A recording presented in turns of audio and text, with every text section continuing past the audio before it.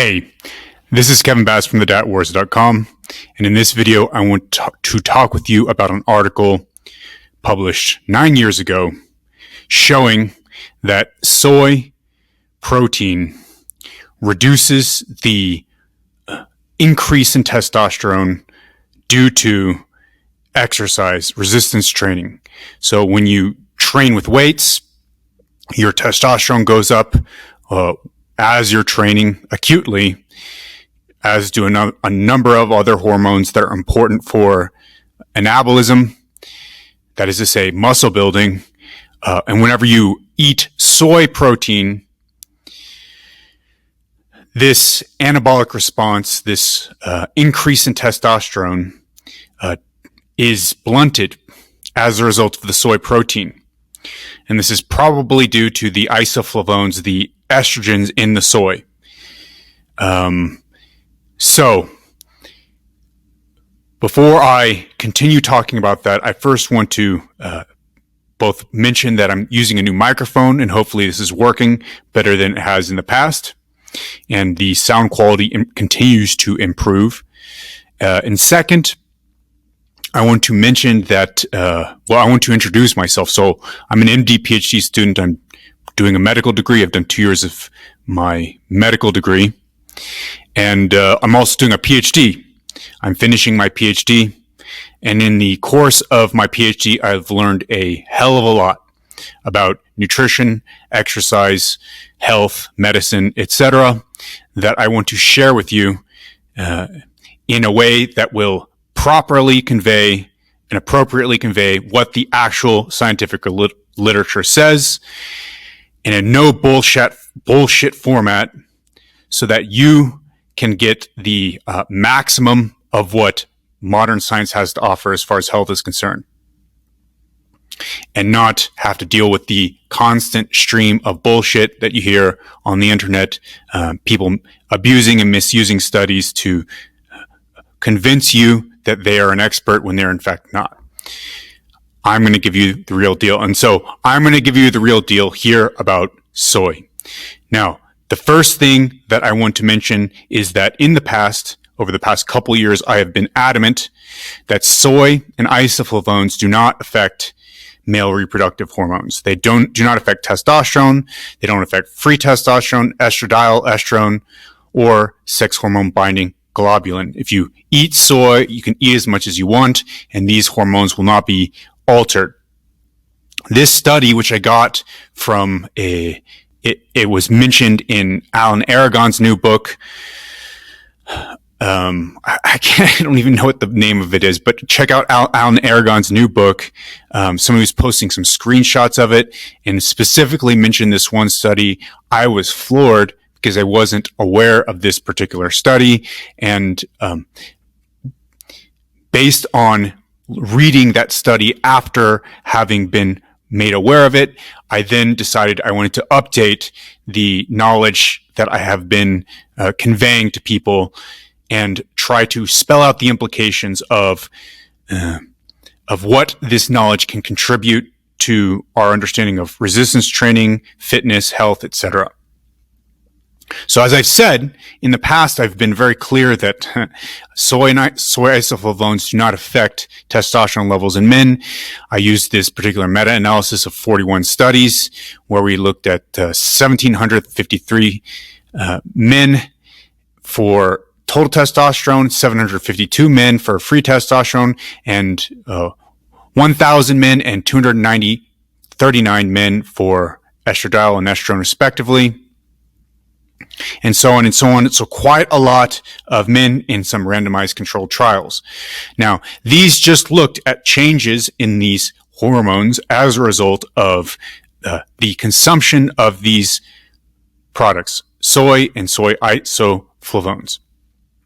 However, these studies did not look at what is the response of the body to resistance training as a result of consuming these foods. So just because it looked at the result of, okay, if I have my fasting levels, like, I come into the clinic, I get my fasting levels of these hormones checked, doesn't mean these studies are looking at how do my hormones change over the course of a day?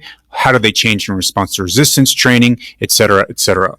Now, it's important that it's considered important by many scholars and many scientists, although not all, and there is a controversy in this particular area, that increases in testosterone in the post-exercise period, so immediately after or during and after exercise, are important for the anabolic response to training. There is a paper called Are acute post-resistance exercise increases in testosterone, growth hormone, and IGF-1 necessary to stimulate skeletal muscle anabolism and hypertrophy? Now, this is already kind of a somewhat a stilted title. Necessary. Well, they're not necessary. None of these things are necessary to stimulate skeletal muscle anabolism. At least high levels are not necessary, but do they help? And this particular paper puts, there is a substantial amount of evidence presented in this paper that these things do help in promoting the anabolic response and stimulating muscle growth. One of the main authors, Stuart Phillips, believes that acute post-resistance exercise increases in these hormones are not important for muscle growth, and that the most important factor is the receptor, the testosterone receptor in the muscle itself, the density of that receptor. That's the most important factor for determining skeletal muscle anabolism and hypertrophy. However, we can just think about this intuitively, and we know that anabolic steroids, for example, help people's muscle growth, certainly. And if anabolic steroids help people's muscle growth, certainly, then why wouldn't endogenous increases in testosterone help people's muscle growth? Well, it's still a controversy in the field. There's still some dispute about this. But I think it is fair to say that changes in testosterone levels during exercise, after exercise, when one is not exercising, differences in these hormones levels will impact anabolism. The question is how much and how much an effect will it have? And that is not precisely clear. Now, let's get on to the study itself, given that information, and then we will continue to fill out the picture as I talk about the study, and then talk about one or two other studies to give it the context and help you understand what you need to take away from this study. So, the study is called The Effects of Soy and Whey Protein Supplementation on Acute Hormonal Responses to Resistance Training in Men. And the most interesting and important part is probably this figure here. Here we see very clearly, as a result of the consumption of soy protein, there is a decline, quite a dramatic blunting of the increase in testosterone as a result of resistance training once one begins training. Sees it very clear here, almost about 5 nanomole difference. So that's compared to whey protein isolate and carbohydrate control. And before we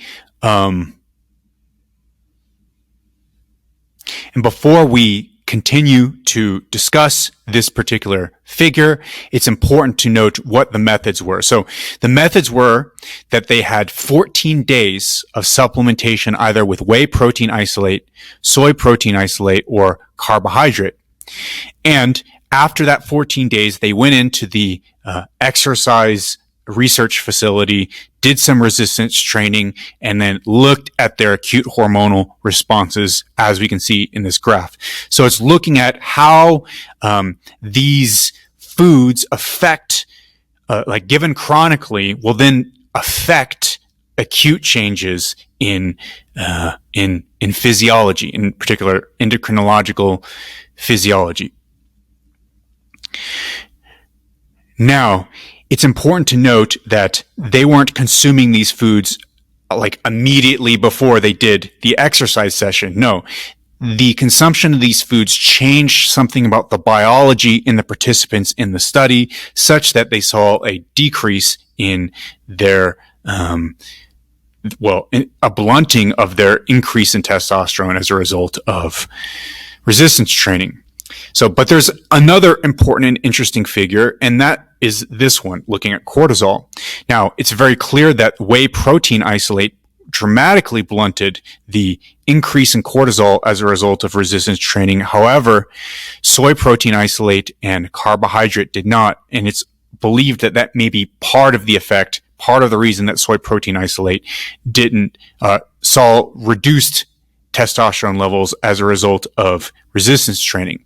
Now, interestingly, the carbohydrate group also saw no blunting of the cortisol response from exercise, suggesting that that probably isn't the main explanation for why testosterone didn't go up as much in the soy protein isolate group. Nonetheless, again, the question is posed, is the consumption of soy as a part of the diet and as a part of, say, peri-workout nutrition and post-workout nutrition, will it blunt some of your gains compared to something like whey protein isolate? We have a partial answer to this question in the form of this study called High Protein Plant-Based Diet versus a Protein-Matched Omnivorous Diet to Support Resistance Training Adaptations, a comparison between habitual vegans and omnivores. And in this study, they basically just randomized two groups of subjects, either vegans or omnivores, to consume a 1.6 per kilogram per day supplemental protein regimen. So you take their normal diet and then you supplement it with soy or you supplement it with whey. And what they found is there's no difference. There was no difference in training adaptation. So no difference in the amount of muscle that they put on, the lean mass that they put on, no difference in virtually any parameter as far as their gains were concerned. There was potentially a larger increase in the leg press of the 1 rep max, but there's no statistically significant difference. And so it cannot be concluded that's necessarily because the whey caused the omnivorous group to gain more on the leg press 1 rep max. It could just be a chance finding. So ultimately, the conclusion from this study is that if you eat soy versus whey, there's no difference so long as one gets adequate protein and one is resistance training. There is, however, an extremely important caveat to this study, and that is that these individuals were untrained. They hadn't done any resistance training in the last year, at least the last year.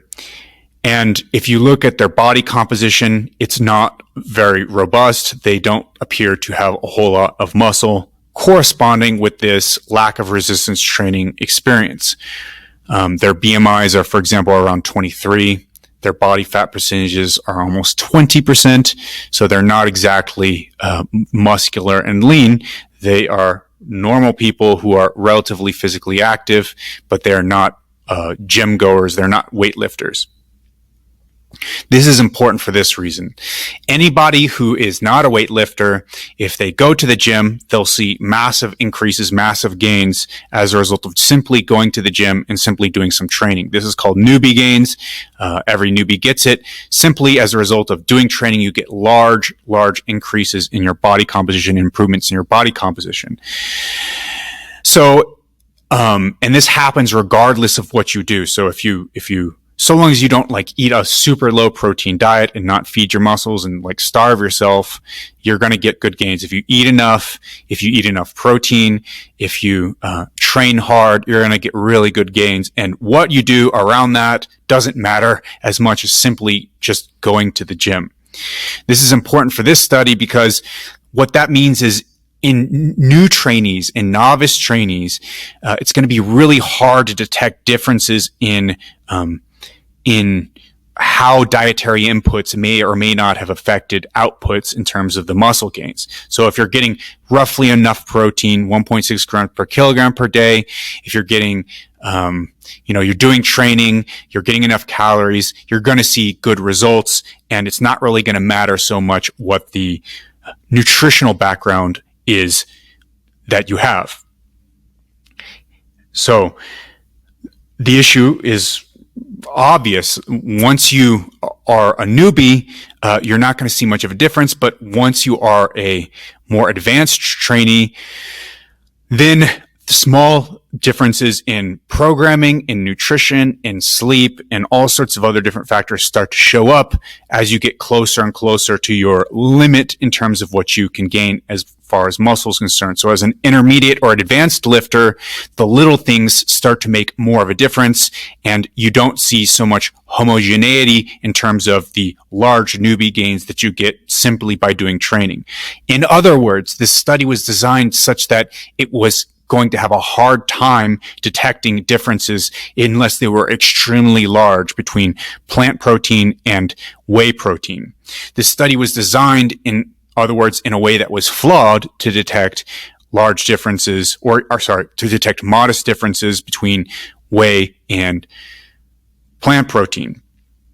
As a result, we don't have an answer for what more intermediate or advanced trainees should do as a result of this study. We only know that if you are a relatively novice trainee, if you're a beginner, if you're somebody who doesn't go to the gym much, it doesn't matter whether or not you consume whey or soy protein, but we don't know if that's also true if you're an advanced trainee and these small things start to add up, and this small thing for you could make a substantial difference. That's the problem with this study. That's the evidence gap that this study continues to pose and did not resolve because of the way that it was designed and the kinds of trainees it had involved in the study. Again, they were only allowed to be in the study if they had not trained within the past year or more. If they were weightlifters, then they were excluded from the study, which I would say is a design flaw as far as extrapolating to people with more training experience. Takeaway being, again, to recap, if you don't have a bunch of training experience, these effects on testosterone, the effects on the quality of the protein, etc., for soy are not that important, or not important at all. But if you're a more advanced trainee, we don't know. And looking at these mechanistic differences in terms of mTOR activation, or in terms of testosterone or cortisol, etc., then become more important for informing what's the way to maximize or optimize my training response if I'm looking to squeeze out a few more pounds of lean mass, or a few more pounds on my squat or bench press, or my sports performance, as it were. And so that's why this study about testosterone is important. It fills in another piece of the evidence landscape about how to inform us about what kinds of proteins we should be consuming if we're looking to optimize our gains. If we are a vegan and that we are ideologically committed to veganism, I have a great deal of admiration for you. I would like to become vegan someday myself. I think veganism is cool. It's not something that's right for me because I suffer whenever I'm a vegan. Like, I don't feel good. I feel sick. I don't feel mentally well. There's a great number of things I didn't feel good about whenever I was on a vegan diet. So I don't do it, but I would love someday for my nutrition knowledge. This is sort of one of my goals, for my nutrition knowledge to get me to a point where I know exactly what I need to do to avoid that kind of outcome. And then I could go vegan. But if you're a vegan and so again, I admire vegans, but if you're a vegan and you're committed to this, of course, just keep doing what you're doing. Maybe it'll impact your training responses, your cortisol, your testosterone levels as a result of training somewhat. But I mean, that's what you chose, right? You chose to be a vegan. that's what you chose. But if you're not a vegan or you're thinking about being a vegan, it's important to realize that soy protein may impact negatively some of the training response in terms of the physiological response to training, such that you could impair muscle gains relative to what you would do if you're maximizing them, say with using whey protein or other kinds of animal proteins. Again, I don't like eating animals. I don't like eating animal products. I don't think it's a good thing. I think it's a bad thing, especially the way that we treat animals. It's definitely a bad thing. But if we're talking about the science of muscle mass gain, the science of maximizing athletic performance, which I'm very interested in as a grappler, a wrestler, a jiu-jitsu guy, and as a weightlifter, I'm going to be concerned also with these other effects and trying to figure out, okay, if plants, in particular soy in this case, are suboptimal, how do we make them better? And so the only way to know how to make them better is to know where they're lacking, and understanding in this case where soy may be lacking, in particular with respect to endocrinological responses, is a good thing to inform us about how to make things better. That's my angle, and I hope I addressed your angle as well. If you liked the video, check me out on Twitter, TikTok, Instagram at Kevin Bass, KevinnBass, also on Patreon at the same. I do all of this stuff for free, essentially, although I get paid more and more every month on Patreon, and people, send me things for free. People send me like jujitsu stuff. People send me protein shakes. Literally, they send me protein shakes. They send me microphones. This microphone is a gift from Andres Pechel. I hope I'm getting that right. He's going to have a podcast with me soon. So if you guys like this particular episode, you can hear me talk about a whole bunch of stuff. He wanted me to talk forever on his podcast. I'll go into such extraordinary detail on such a large number of things. If you want to hear me spill my knowledge about a wide array of different hot topics, I go on that podcast and I do it. And so he got me this microphone because I sounded horrible on his podcast, or maybe he had been listening to what I was doing and he knew that I needed a microphone. And so he sent it to me after the podcast was over. Apparently this is the same microphone that Tim Ferriss used. So, undoubtedly I'm going to become as famous, or probably more famous than Tim Ferriss, because, I've got I've got the Ferriss microphone. And, so people send me all sorts of stuff, but it is great when people actually also send me money to support me. You can send it to me on Venmo as well, or you could also send me on thedietwars.com/support-me. People send me directly through Square. And, that's super, super helpful. Like, people will send me like $100. People will send me a couple $100. I think I'm even going to make another category on, I'm going to make another category on Patreon for maybe like $500. So you guys can be in touch with me anytime you want. Like, you call me in the middle of the night, I'll pick up the phone. I'll be your science servant, so to speak. That would be cool. And, if anybody wants to sign up for that, that would be great as well. We could continue to buff up the, revenue, because I need that in order to survive right now. And so, therefore, if you could donate or become a patron, that would be much appreciated. And you can hear more about this in my video about, what was it? It's one of my dietary guidelines videos where I talk about my kid hitting me, driving into me with my own car, because I let her drive, because it's a long story. You should listen to it on one of those other podcasts though. But in any case, yes, to avoid me getting driven into by my daughter with my car and pinned in another car, and like my leg getting taken off. But she hit the park just in time. Check out the podcast on the Kevin Bass Show at Spotify, YouTube, Apple iTunes, Apple Podcasts, all that stuff. Leave a review on Apple Podcasts. That would be super appreciated. Please leave a review on Apple Podcasts, and please leave a rating on Spotify. We're getting the ranking up. We already got past 4 stars. We're going to get to 4.1 stars soon, because now the haters are not around as much anymore. Although maybe this video is going to change that. The vegans will now try to sabotage my rankings and get me down to 3.5 stars again. Whatever, guys. You can do that. I'm just giving you the good information, and just if you want to do that, you can do it. But hopefully some people will give me the 5-star reviews on Spotify and Apple Podcasts, and we'll continue to get closer to 4.5 stars and eventually 4.8, 4.9, because we only have 50 to 100 reviews. So if we get, another 1,000 or 2,000 or 3,000, then we can reverse this completely and get up to 4.9 stars again.